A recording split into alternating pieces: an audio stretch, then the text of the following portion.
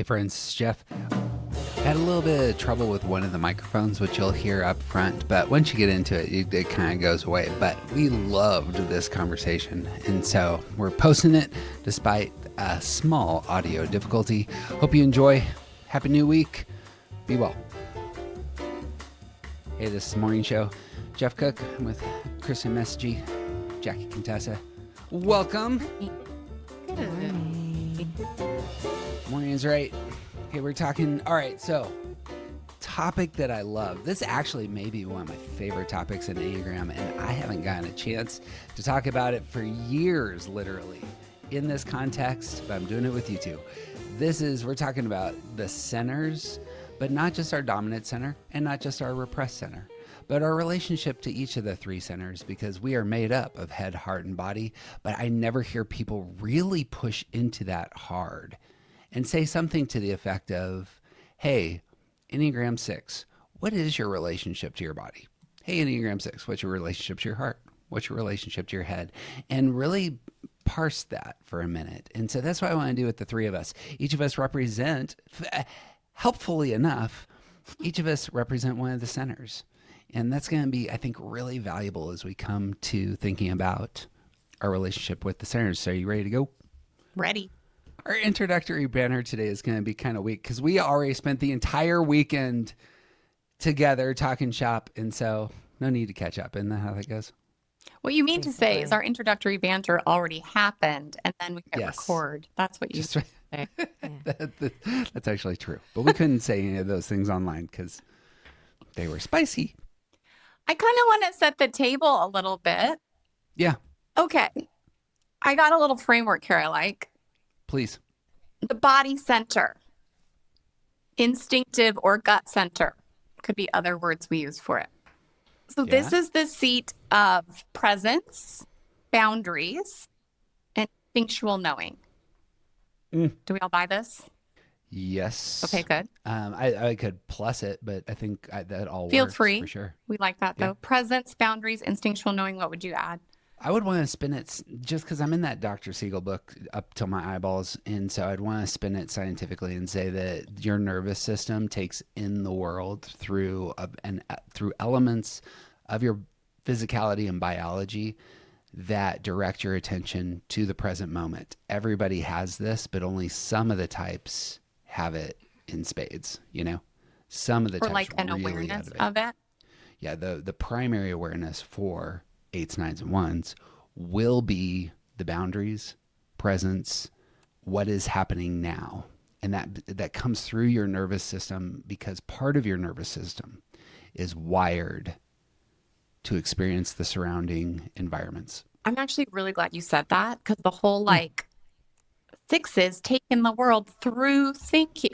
That's such, It's such a fragmented, not correct teaching. So thank you for adding that because I totally agree. I'm going to do it with the other two as well. I'm so Great. into the biology of this right now because it's saving me from what can be the woo-woo elements of pitching Enneagram. Oh, okay. I love that.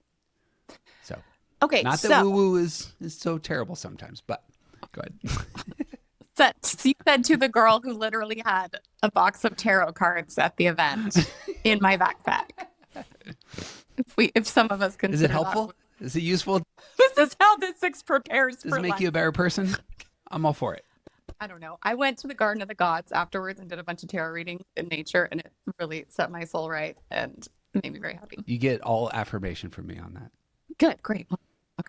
Okay, so anyway, I agree with you. So we take in the world through our bodies, our nervous systems, yes. Mm-hmm. But in this teaching, the body center is presence, boundaries, instinctual knowing. I would also add what to do. Would we agree with that? Like, no, because this is also the center of action.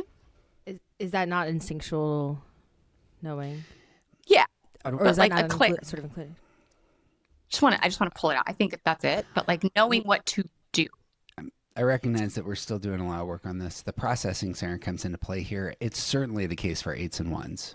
9s, I think, get complicated here. Well, I have that though. I have that here. 9s can know what to do though.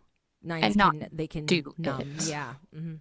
But so this out of balance, okay, because even 8s, 9s, and 1s, right, can be they're out of balance in the center, potentially. So the core issue being a feeling of being intruded upon or overlooked, like a disruption in a sense of Yes. autonomy. Yep. So there's either this overacting or underacting can occur. But that's sort of the issue of that center. What Yeah, were the words because that you used? Sorry, Kristen? Intruded upon, like a sense of like being intruded upon or overlooked. But all in relation to autonomy, is that right? Because I feel like, yes, okay, thank you. Worth parsing out autonomy and agency and how they might play on these fronts. But the intruded upon is severe. This is where the anger emerges. So if your dominant center, if the dominant part of your nervous system is taking in the world through a present focus that is spatially oriented, what naturally happens is you have a heightened awareness of issues of control. And when your will is thwarted, it produces an emotion, and that emotion is anger. And that is absolutely common across human beings. But for those who have that elevated intuitive center, it's the dominant underlying feeling. Right. But also, if you're out of balance in that center, like this head type is, you can still have all of those issues because you aren't balanced in that center. So there's a lot of like, I'm disconnected from my will. Yeah. So then I don't act or overact, right? It's not this like clear boom, boom, boom. Yeah. Exactly right. Well, and we're going to get into that. It's good stuff there. Yeah. Okay. So that's just kind of like the deal with the body center. Do we like this? Should we do this with both of them? This. Okay. You're setting this up well. Do you got final yeah, word Jackie, on you want body to add types, Jackie? No, the center itself?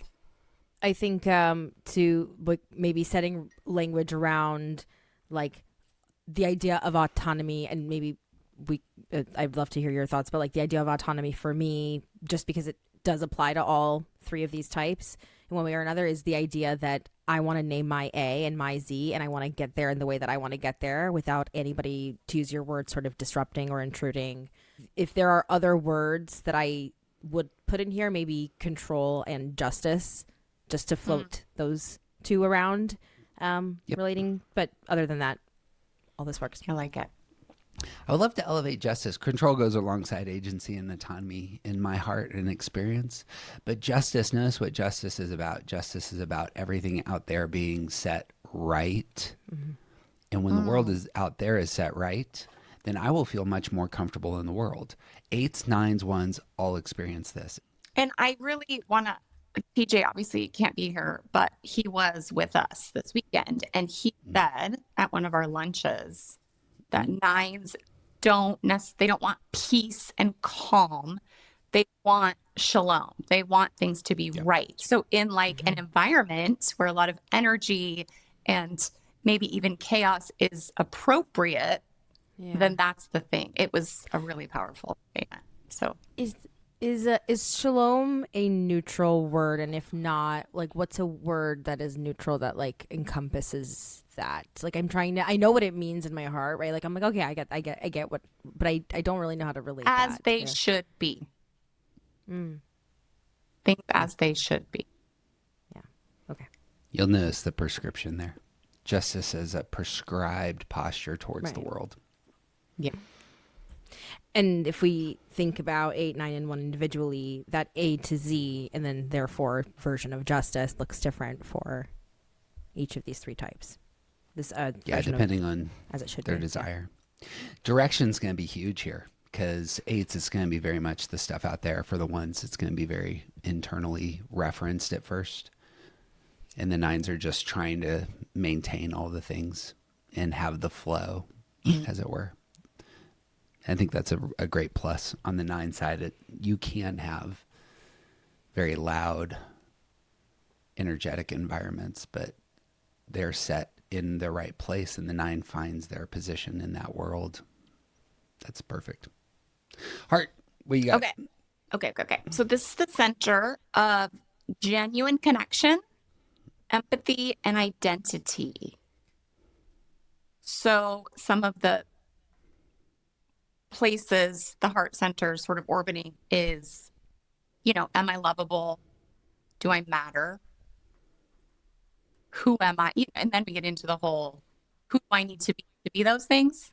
Sort of get our image crafting. So yeah, the center of connection, empathy, and identity in its balanced state. But of course, most of us have some balance there. And so we're lost in the questions more than balance there. What do y'all think? I'd add, these are great. These are excellent. I'd add impact of identity and sense of significance strongly here. I think when we think feeling center, we immediately throw out, and then we like lump image with like just 3s, right? The same way we lump the word impact with 8s, but like the impact of who we are as a person is funneled in 3 different ways. That's really, really important there. So I like those other words you throw out there, Jackie? Say again? Can you say more? It's good. No, thanks. About what? Sorry, you said about what? About the Do you impact of agree our identity? Yeah. Like just expand on what you were saying. It's funneled in 3 ways. To put it very reductively, right? We care about the impact of our identity, the sense of our significance in the world. Yes, empathy and genuine connection are part of bonding and all of those different things, and they're wonderful. Those are part of the heart, but our sense of self out in the world is so okay, I'm going to adapt this identity of being helpful or giving or achieving and successful, relatively, or unique or different, mysterious or something. I'm going to adapt these.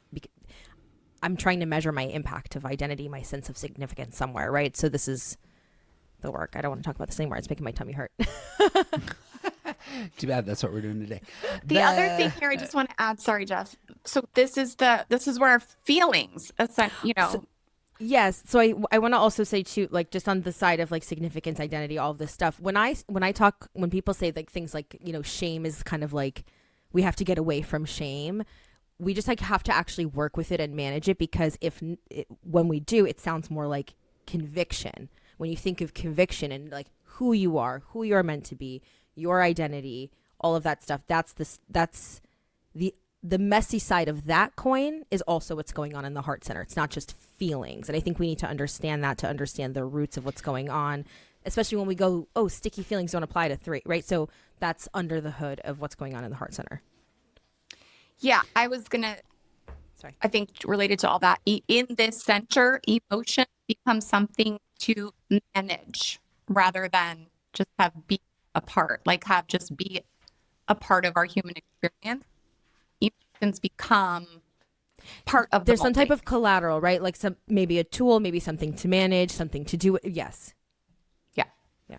They can't just be. They have to fit somehow. Because they are messy. Mm-hmm. According to all of the humans, I think we all agree emotions are messy and difficult. Yeah, again, the case biologically, notice as mammals, our connection with other mammals of our species is essential to our survival.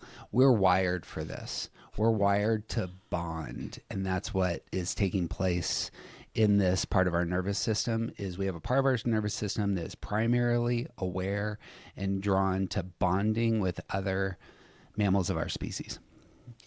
That is taken, what ends up happening in our experience is we take in the world through that. Everyone has emotions of this sort, the bonding sort, but some of us, 2s, 3s, and 4s, elevate that element of their nervous system more so. Like the pathways in their brain and nervous system are simply wider and more your energy is directed more into that space.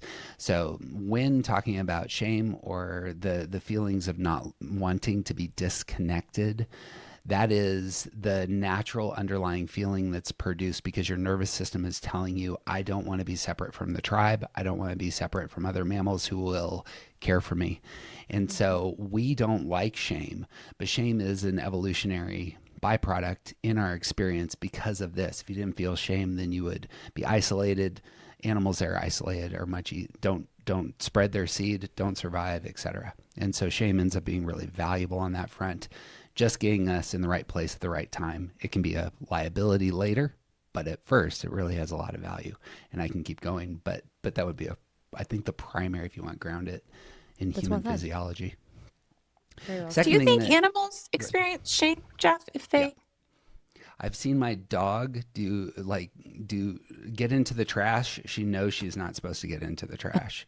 And I recognize the definition of shame is loose and perhaps needs to get nailed down a little bit between shame, guilt, and the sense of valuelessness and the rest. But we're not talking about the thing that hovers over you and harasses you about our pains and our flaws. We're not talking about that shame as required, right? That is unfortunately what happens when shame will start to speak to the identity of, let's say, all of our hearts, but for this sake, like 2, 3, and 4, about their identity and this, that, and the other thing. But like, it's that same muscle managed differently that also needs to speak to 2s and 3s and 4s about who they are, so they can get their asses back to that person at all. Because it's hard. It's really hard without, like, I need that sense of healthy shame to be like, you have to stop doing that. That's not who you are. So I do, like, that sense I do think exists in humans and animals alike. Yeah. Not so emotional for animals. Yeah. Sorry, good. A lot of times you can define words by their negation. The primary for heart types is they want to be seen and accepted relationally. And so whatever the negation of that is in terms of its emotion, that's what the shame is that I'm seeking to elevate. It's like the feeling I am disconnected because of who I am or what I've done at some level. Like I have an anxiety, I have a relational anxiety that's there and is in need of appeasement. Somebody needs to see me. Somebody needs to care about me. And it's comparative in nature. And it's yeah, go ahead. Jackie.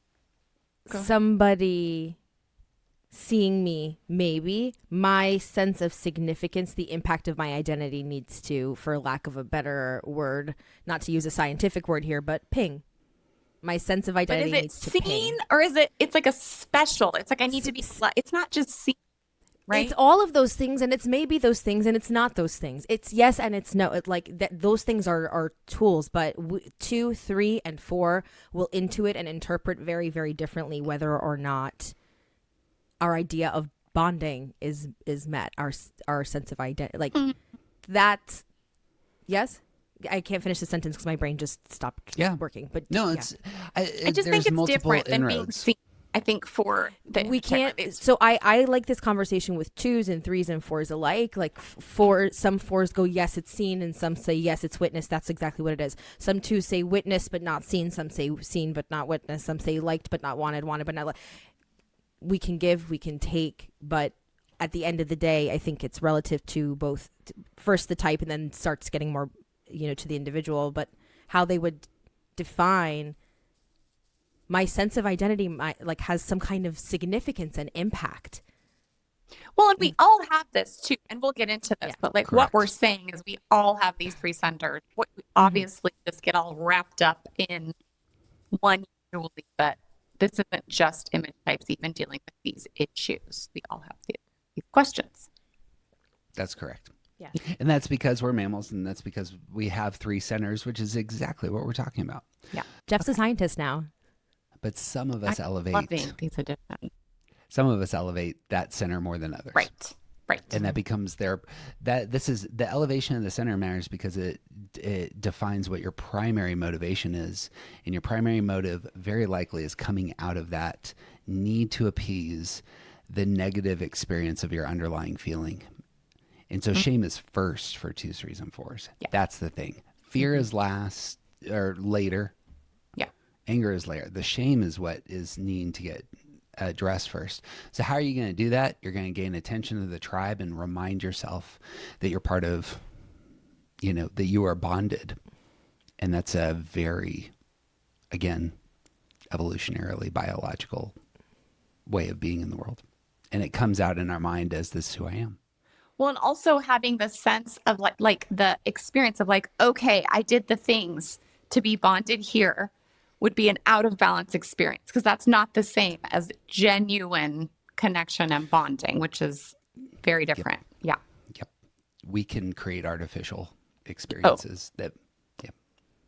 Jackie, does that you agree? I'm just reflecting on my own behavior this weekend and like with you guys, and I'm like, yeah, totally. My pride's like, pop. They're talking about you right now, trying to get attention.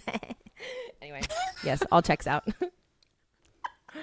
Very good. Was not, but okay. No. But like, yeah, like I'm like, yes, it works. It is. Yes. Yeah. Because like I've been with twos, not you, Jackie. I've been with twos that I'm like literally kind of receiving their offerings and seeing them think that like, oh yeah, it's working, and I'm in here like I'm not feeling. No, but you know what I as mean? you guys are talking about like sort of the mechanics, I'm sitting there thinking about like I borderline flirted with my friend group all weekend. I was so excited. I was so happy to be with them. I wanted a big group hug, emphasis. And, you know, all this to say, like, I'm like listening to you guys talk and I'm like, yes, I all of that stuff checks out. So anyway, Okay. Confirmed. That's awesome.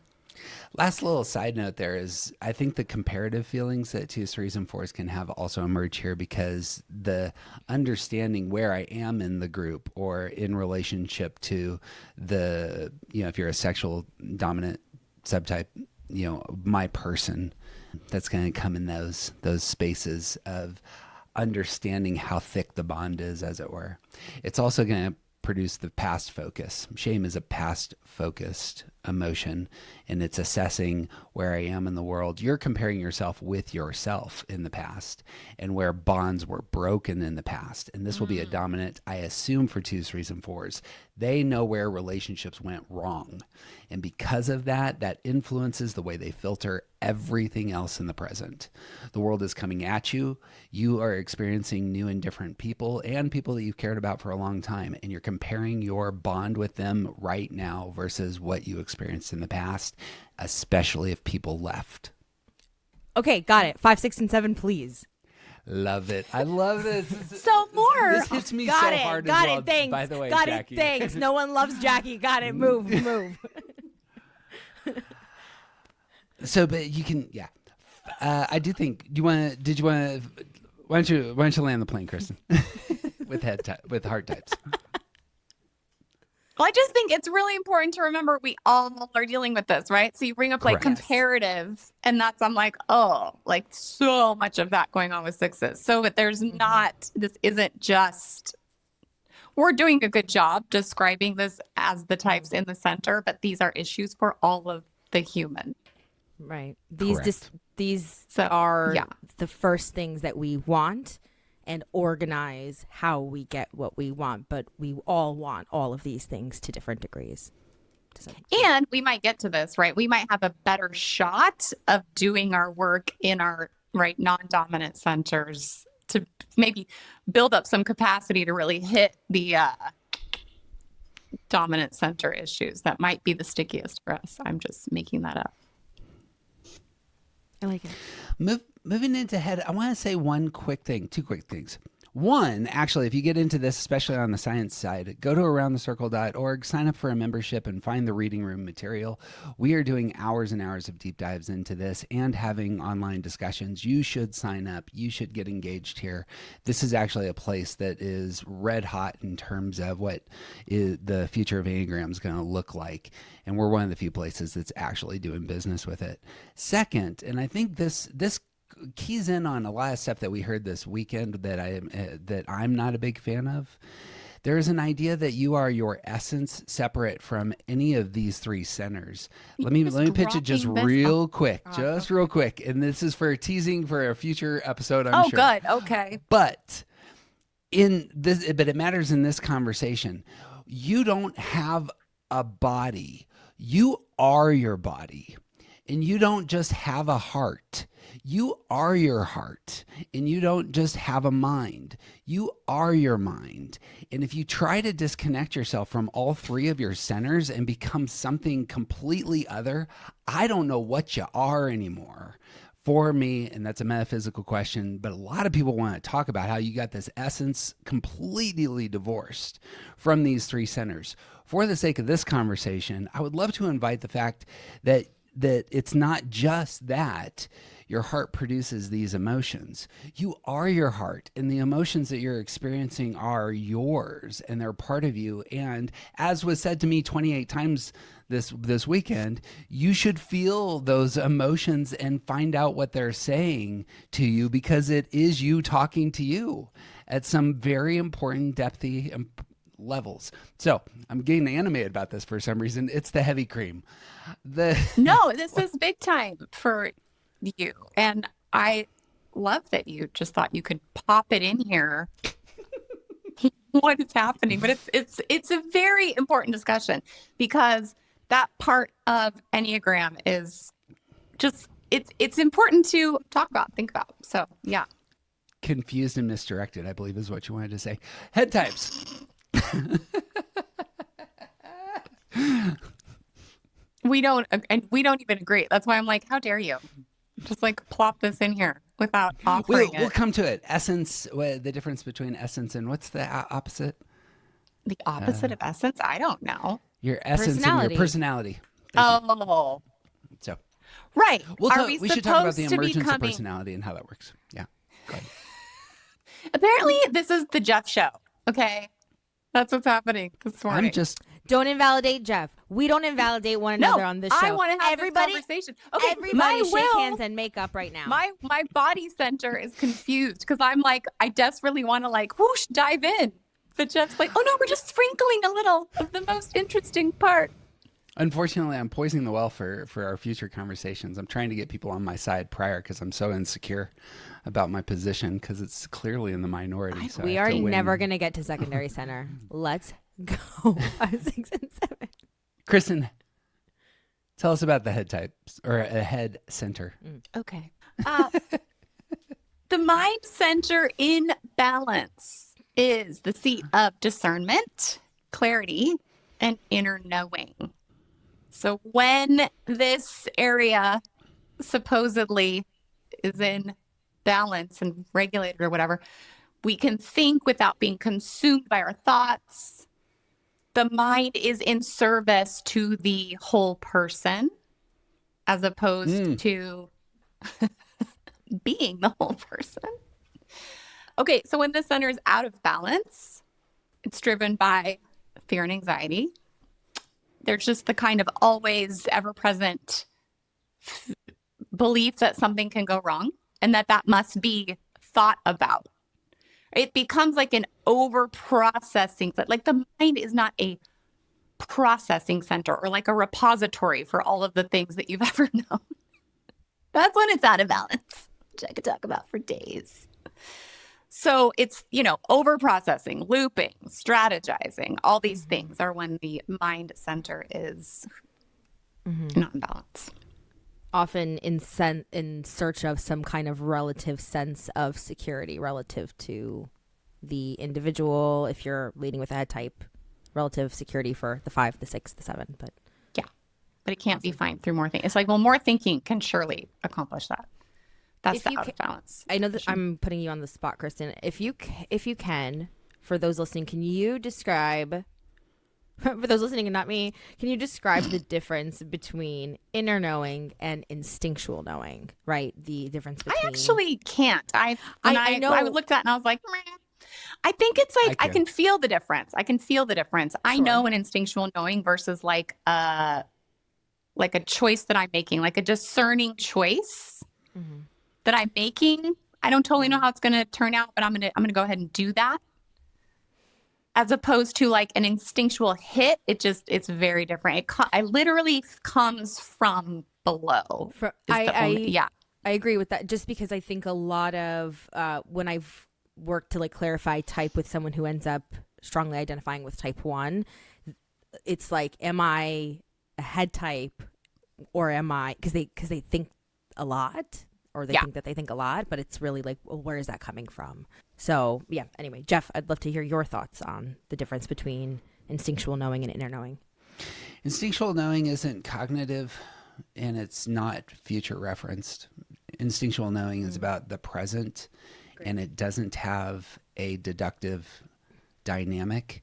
It is very much, I walk in a room and I feel unsafe, but I don't know why.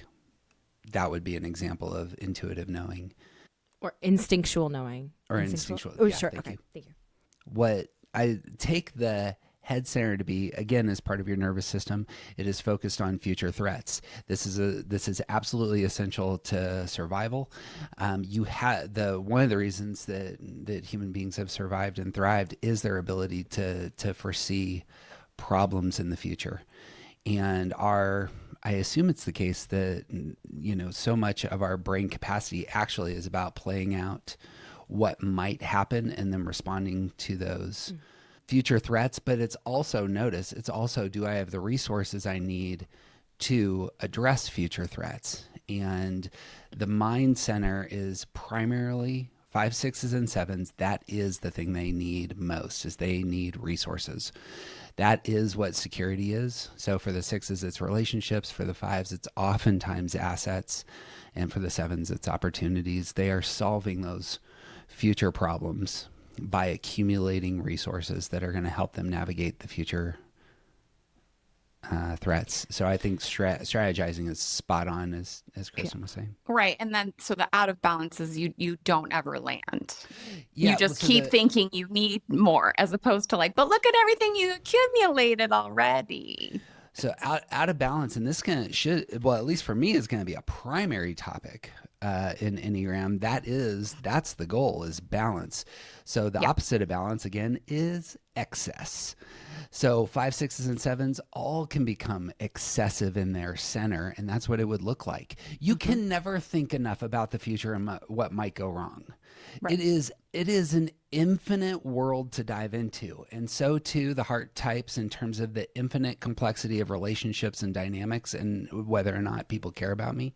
And so too the 8, 9, and 1, in terms of what do we need to oversee and control and improve and all the rest. So infinite landscapes there that you have to say, I have done enough, and this is where I need to pivot into my other centers. And that's the road toward health, is elevating those other centers. So not to pivot off of head types too much, but because that's what we're going to discuss today. I think we all get it. I think we can pivot. Yeah, I think that was the most straightforward. The head types were the sort of straightforward ones. Yeah. Last thing on that, though, it's because we didn't mention it, is this is where fear lives, or anxiety, however we're going to parse the underlying feeling. You don't know what's going to happen, of course. And if primary to you, if the biggest pathway in your brain is about what might happen, the natural experience of a feeling associated with future focus is going to be fear. I don't know what's going to happen. And I have opened those channels in my brain so much that that's what matters to me most. And that produces motive. And that's where your Enneagram type comes in, and it seeks to name your motivation from that space. And that's where 5, 6s, and 7s land. Anyway, I do kind of want to, okay, hold on though. Do it. Like, I get what you're saying. Well, and this is where it gets complicated, I think, because there's like, yeah, okay, so the fear and anxiety live in your head, but they're very much experienced in the body. So, sure. Like, yeah, let's talk about that. They just are. Right. A lot of things can be experienced in the body. And like, for example, like if I'm having, as a 2, if I'm having relational anxiety, I can feel it in my body. You have thoughts about it. My tummy doesn't feel good. I mean, it's going on in my heart and my shame and my, but there are effects or so on. So I think it's safe. The reason we need balance is because everything always touches all of the things all the time. So we need the balance. Whether we're aware of it or not. Yes. Yeah. I think what you're bringing up is really important. And I need to do more work on the location of emotions and how that overlaps. Because you're right, in terms of you're having a physical experience of fear, how does that overlap with your center? Or like, let's use 7s, for example, right? So they would be having a physical experience of maybe discomfort, but they're so like not doing that. Yeah. So I use my thinky center to go elsewhere and produce positive emotion. To continue pressing on the dominant center. And this is where I was afraid I was going to take this in a different direction. If you don't mind. Like I wanted to hear your thoughts on this because it is relevant and I'm scared we're going to lose it. I have a theory that only works for, or rather, I've only built out for I think what you guys, hexad. So they're the ones that are not The non-attachment piece. Yeah. Yeah. That would be ones, twos, fours, fives, eights, sevens is what she's referring to. I think we have a sort of so obviously we have this automatic relationship with our dominant center, and I think we have a sort of lazy or involuntary, or take the emotion out of this when I say take for granted our secondary center in terms of how we need to elect it on purpose, not because it's repressed, but in terms of actually being able to access our repressed center. Like I don't think we can access our repressed center without the secondary. It's too violent a jump. You see what happens when people who repress their body are thrown into having to deal with the fact that something is happening with their body. I don't know, whatever.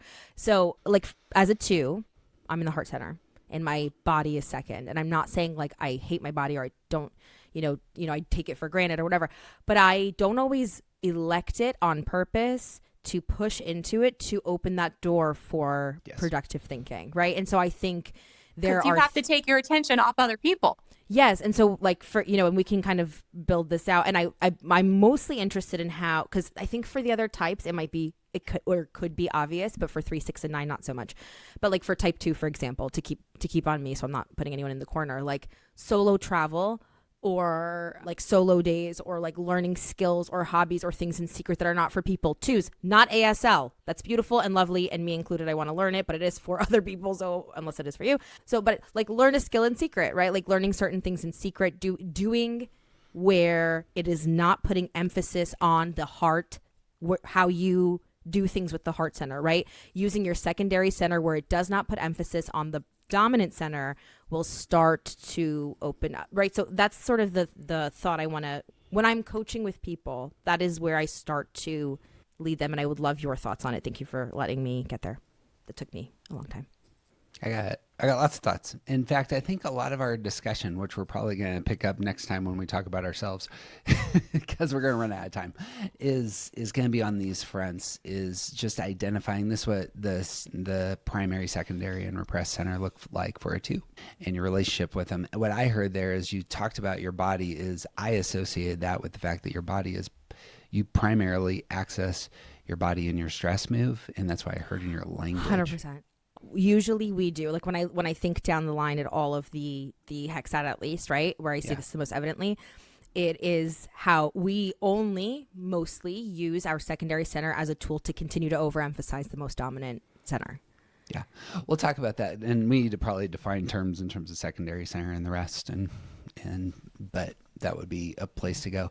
Secondarily, and this goes back to what Kristin brought up, I think the reason that you feel fear in your body is the awareness of danger is produced in your mind. Your mind kicks that into your physical organism, and your body releases, I'm sure, chemicals that the brain prep you. The chemical. Yeah. So you're experiencing adrenaline, but it's right. and adrenaline can only be experienced in your body, but it is manufactured by the deductive side of your nervous system that is foreseeing looming danger. So it's almost like it's a follow. What do you call that when it follows another process? It's a lagging indicator. Am I wrong? Well, I think maybe because when we talk about passion, there is a dominant emotion that's always alive for each type. So, which comes first really to me is one of those, where's the relevance? The relevance is, what do I do about it? Sure. So I just don't know. Like my fear is always right here, ready. It's ready to go. So if you put me in a situation where maybe there's some kind of stress, I'm air quoting stress, right? What I would determine as stress, the fear is already like ready to go. And then a thought, like they ping together. So to me, it's really not they're mirrors of each other is how I experience it. That's fair. Yeah.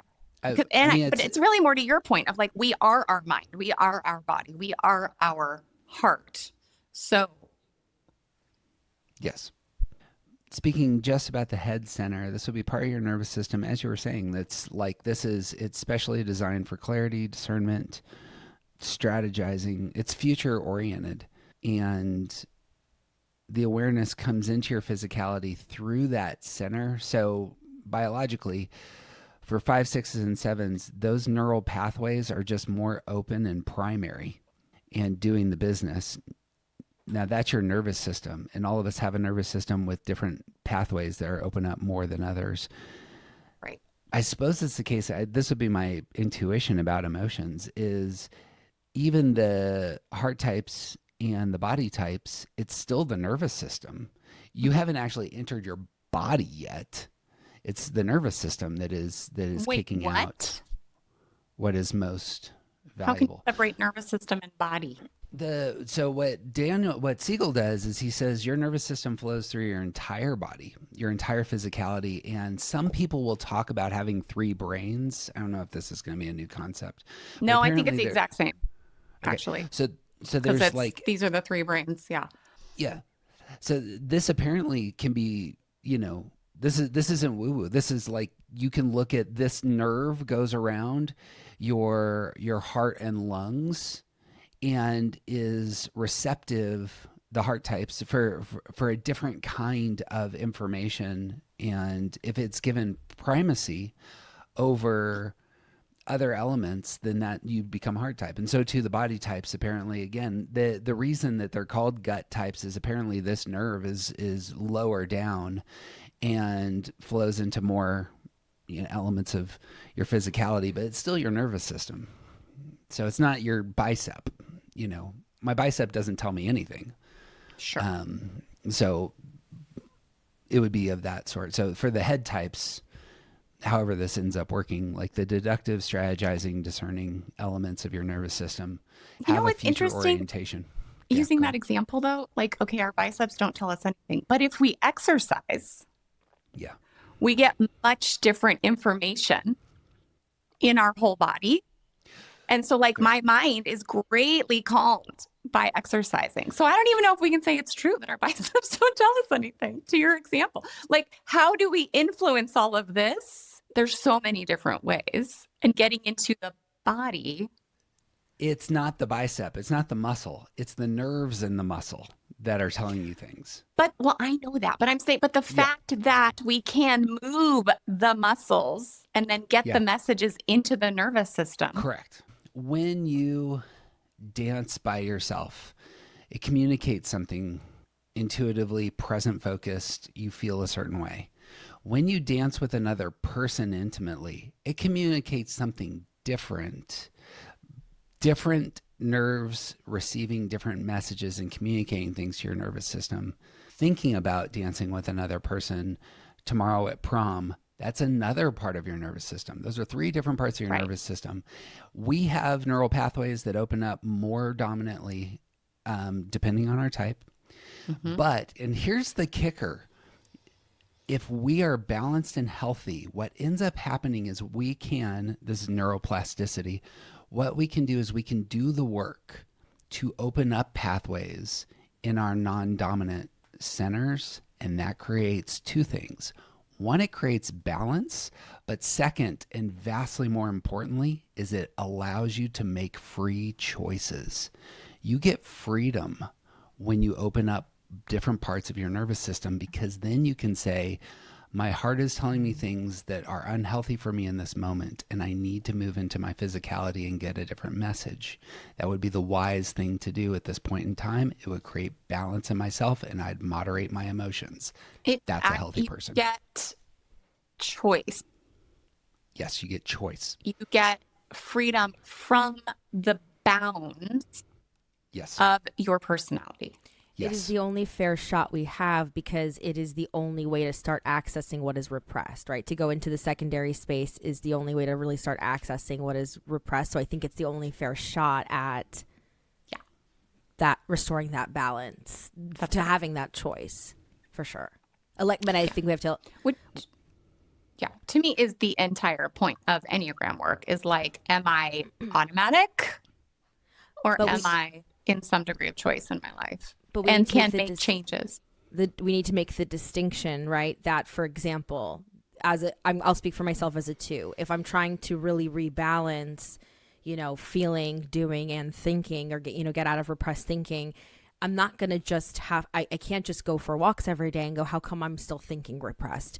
If I have a gut instinct, I must do. I must not let my feelings take over. I must act on it. That is right there. So we can't just go, oh, like I'm a 9 and I'm to get into why I do all the time. And, I'm, even though I'm doing right, I need to use my feeling productively to access the right emotions like anger to really lead to actual doing, right? So it's not just about journaling to get into feeling. We need to not oversimplify what thinking, feeling, and doing are. We need to be very, very honest about what acting on those things are to balance, because I think there was something sort of convicting to me or impact, like I don't know if it just hit me a different way, where I was like, wow, this is like the only really fair shot we have of accessing what is repressed. And then Jeff talking about like it's the only thing that really gives us like the ability to choose, to make an active choice, right? To paraphrase what you said. It brings up a question around, because it's one thing to be able to do all this alone. And then it's another thing to be able to do it in relationship where our dominant stuff just desperately wants to take over. Do you know what I mean? Like in any kind of, yeah. So we build muscles. Wait, I don't. The gym is always a good analogy. Can you rephrase that? I'm sorry, I didn't understand. Yeah, it's one thing to do work alone, kind of in ourselves, and do all the things. Learn to feel our feelings, get into our body, learn to think on purpose. And then it's another thing to be able to start to access those things when our dominant deal just desperately wants to come in and take over. Yeah. Yes. Yeah. It's very interesting. So again, this is the opposite. This, just underline this 12 times. This is what excess in your number is about. Excess in your number is enslavement. We think it's freedom to push the button over and over and over again that gets our motive met, and it's not. You are enslaved to an addiction at that level. And so those who are really adamant about getting rid of your number, I think this is where their intuition is coming in. It's something to the extent of they know they're enslaved to their type and they're trying desperately to get out of it. Now, a lot of times they don't understand that the solution is to balance your centers. This is what we heard. So we went to a conference this weekend. One of the messages was exactly this, was to disengage yourself completely from one of the centers. And that happened to be the gentleman's primary center who is making the message. That seems to me just a super unhealthy way to be in the world, because it doesn't understand how your nervous system works, 1, and 2, I don't think it really taps into what Enneagram wisdom can communicate, which is your healthiest self is when you do those things that move you out of excess. So doing repressed center work, elevating your repressed center is like the most obvious example of that. What you're really doing is you're opening up neural pathways that give you freedom, give you choice, make you more holistic. What you really makes you is more integrated. And that's what integration actually means. All of the parts of myself are integrated and working together in coordination such that I am embodying a healthy person.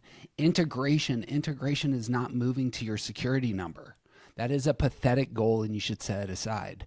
The goal is health. The goal is becoming self-actualized, understanding how you take in the world and where you have an addiction that needs to be moderated. That is the road to health. I'm opinionated today. This is the Enneagram according to Jeff today. I just want to be clear that Jeff does not speak for all members of the morning show. Well, let me push back on that. What's worth critiquing there? What is to be critiqued there is the individuality of it. There's an individual.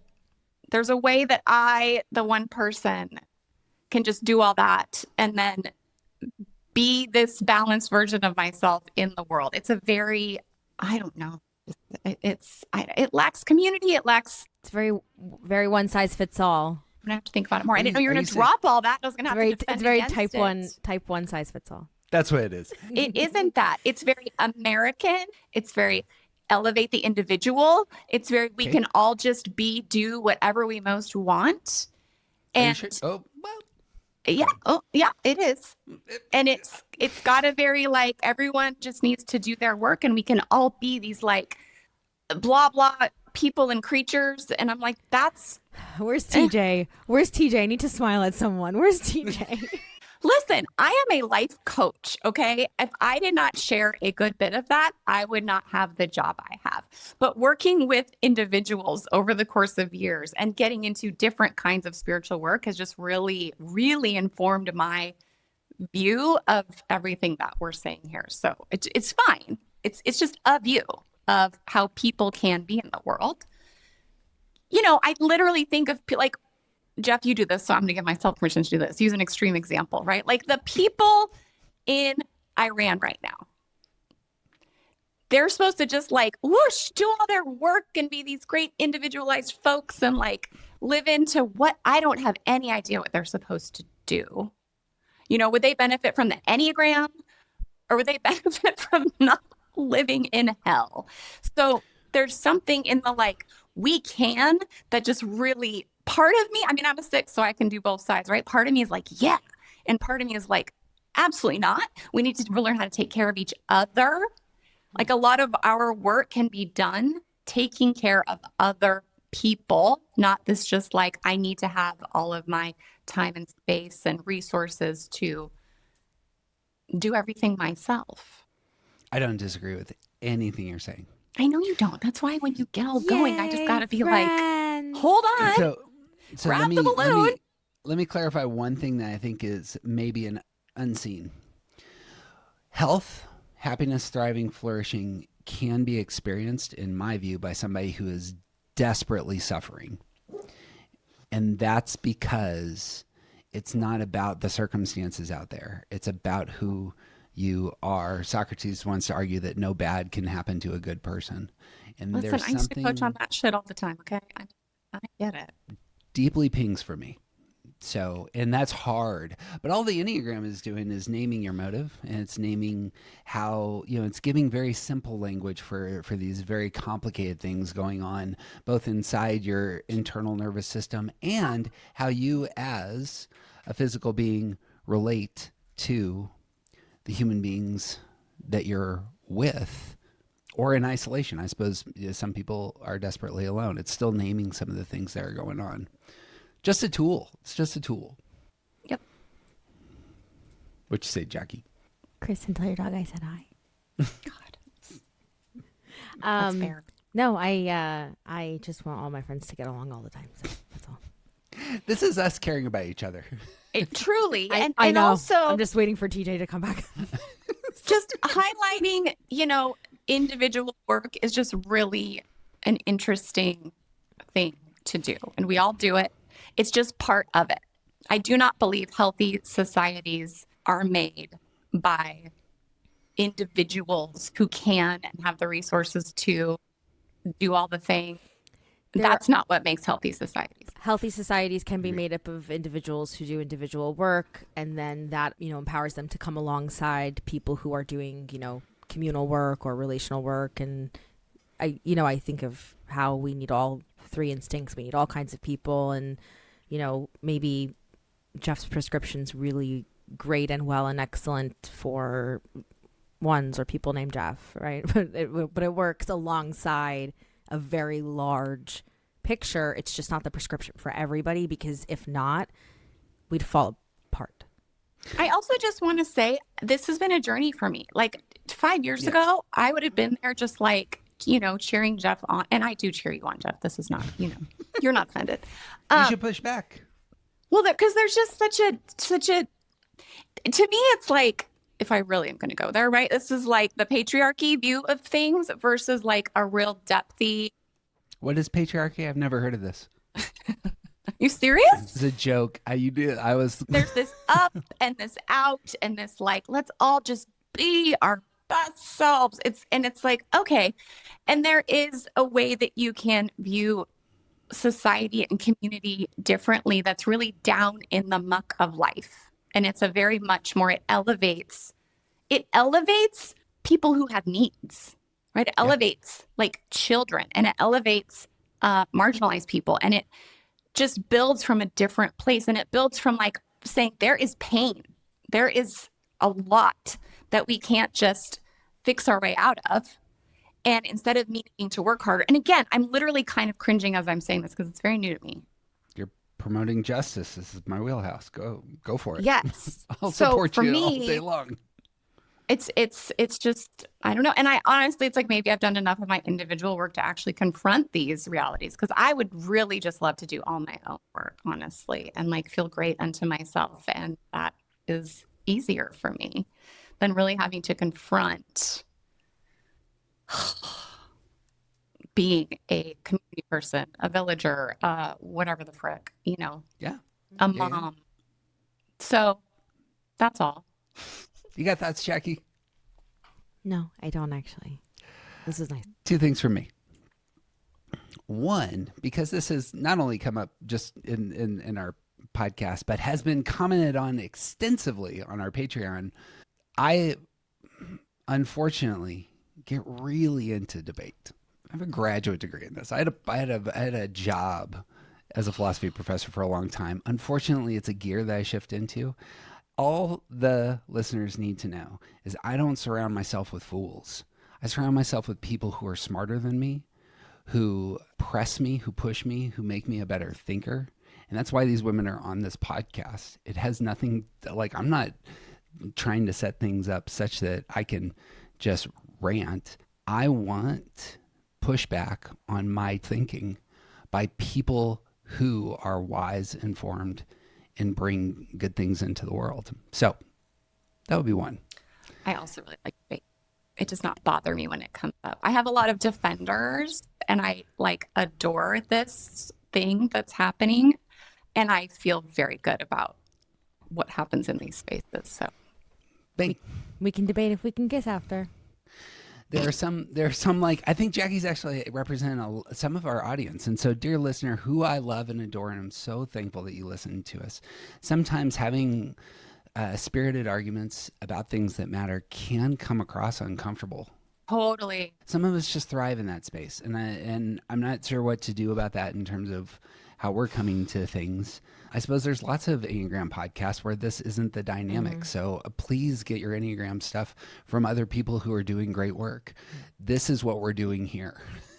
We also all love each other in secret, despite what it sounds like. When Well, and here's something too. I want people to hear me say, and this is just true.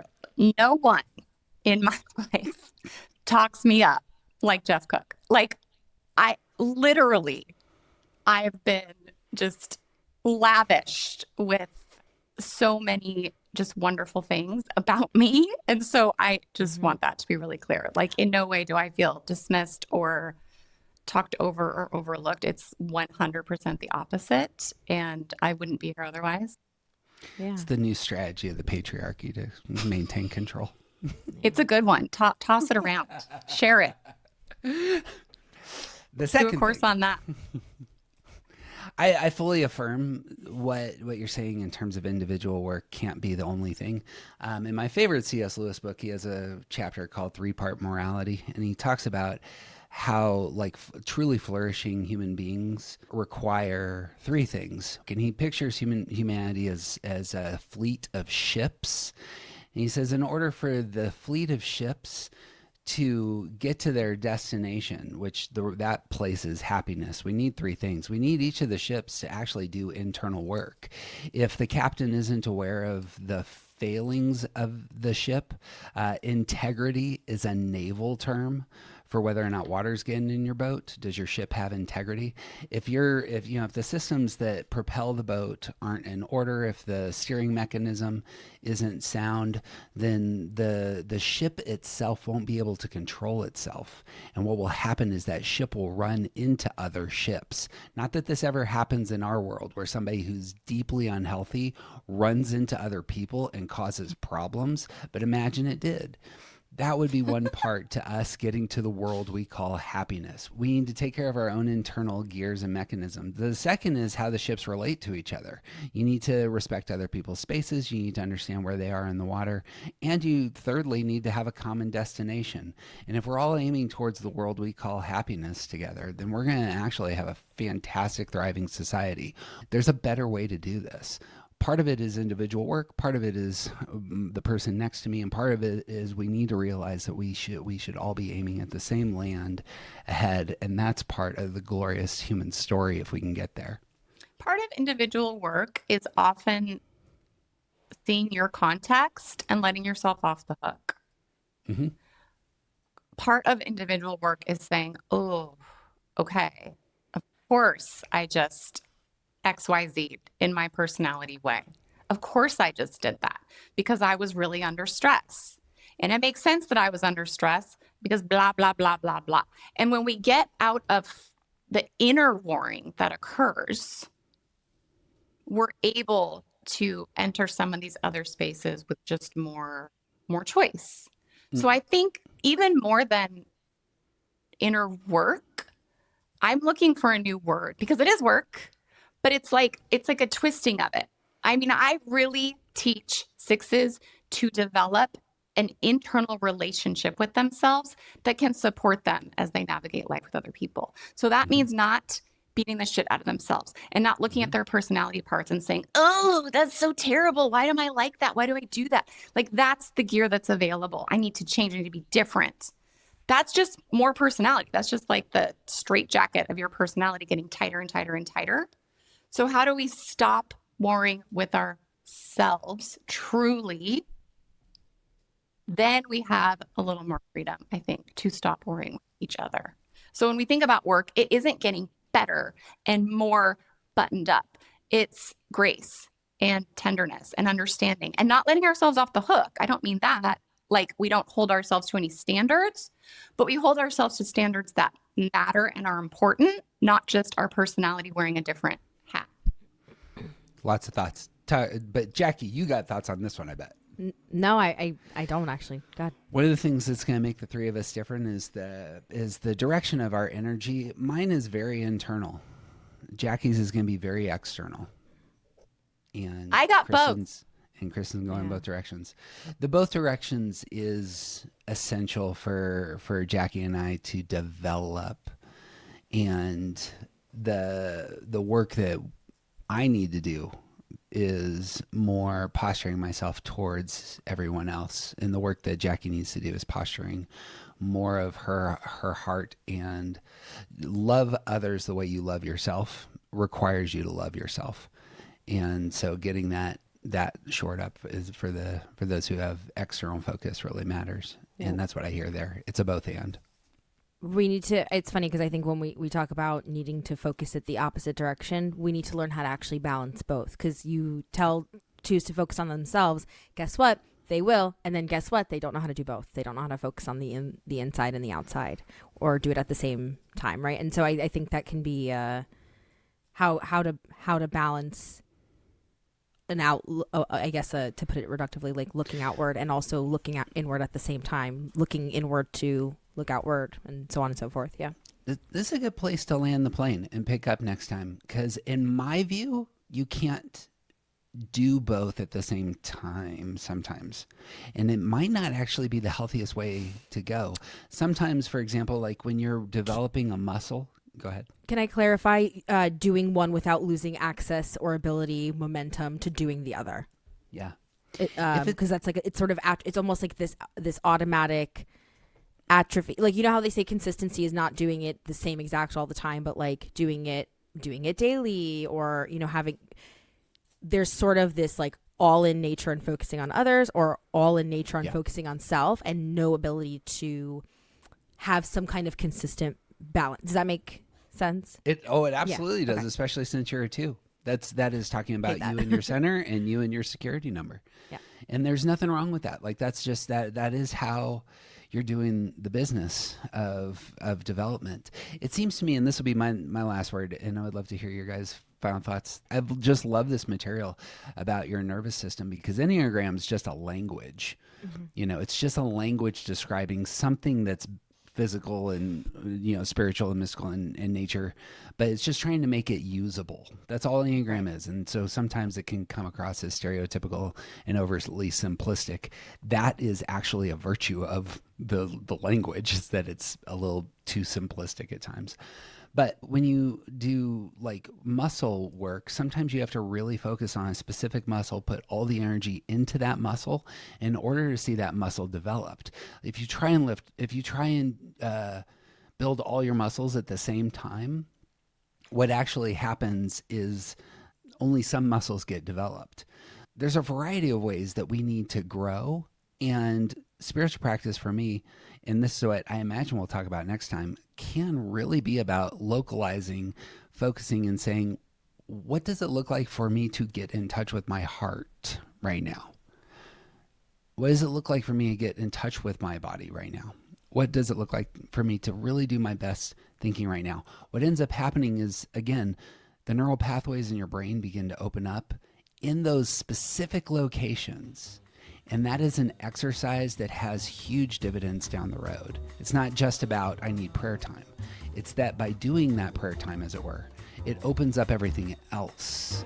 And that matters. Okay, that's my last thought. You're a great pilot. I appreciate it. I'm hyped up on coffee and really opinionated today, apparently. So in the next morning show, when we talk about how do I get in touch with my blank center, are we talking about secondary? Are we talking about repressed? Are we talking about? We're talking about all 3. All of them. Excellent. All of them. Awesome. Perfect. I like that. We'll even start. Jackie, I'm going to put you on the spot. Next time you're up, we're talking about Jackie and her body, and then Jackie and her heart, and then Jackie and her mind. If any of y'all talk about my body, I'll slice ya. By we, I mean you are going to talk about your relationship with your heart, mind, and body. And we'll take them in turn. Okay. And then we'll go around. If anyone the talks circle about my with body, the we can do a rest. group hug. Sorry. Fair. Good. Last words, Kristin? You got anything else, Jackie? Did I land the plane for us all? I said you're a great pilot. I didn't clap because no one claps on planes, and I don't like it. Yeah. Good morning. I think we're good. Hey. Good morning, ladies. Have a great Good morning. Good morning.